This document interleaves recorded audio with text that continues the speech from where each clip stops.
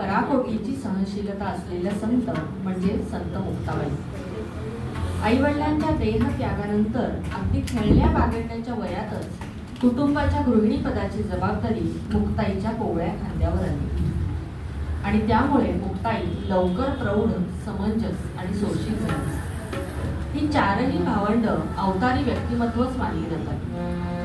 जनाबाई त्यांच्या एका अभंगात म्हणतात, सदाशिवाचा अवतार स्वामी निवृत्तीदाता, ब्रह्मा विष्णू अवतार सखा माझा ज्ञानेश्वर, ब्रह्म सोपान तो झाला भक्ता आनंद वर्तला, आदिशक्ती मुक्ताई दासी जनी लागे पायी, दासी जनी लागे पायी.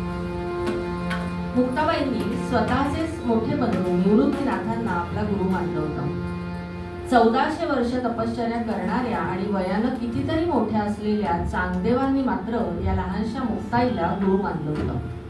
यावरूनच आपल्याला मुक्ताईच्या आध्यात्मिक तेजाची आणि श्रेष्ठत्वाची प्रचिती येते. मुक्ताबाईंचे एकूण 42 अभंग आज उपलब्ध आहेत.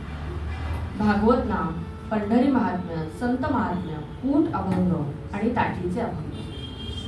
कूट अभंगातून मुक्ताबाईंचा आत्मसाक्षात्कार दिसून येतो. जसा मुंगी उडाली आकाशी, तिने गिळले सूर्याशी, थोर नवलाव झाला, वांझे पुत्र प्रसवला, विंचू पाताळाशी जाय, शेष माथा वंदी पाय, माशी व्याली घार झाली, देखोनी मुक्ताई हसली.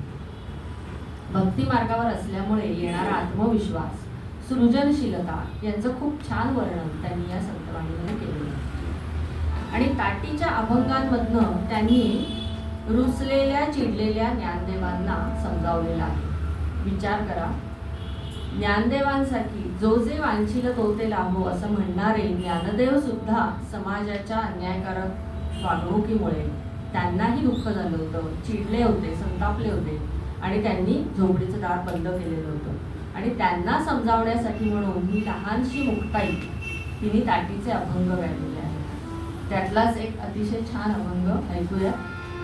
संगीता आणि श्रुती दोघीजणी आपल्यासाठी गातात.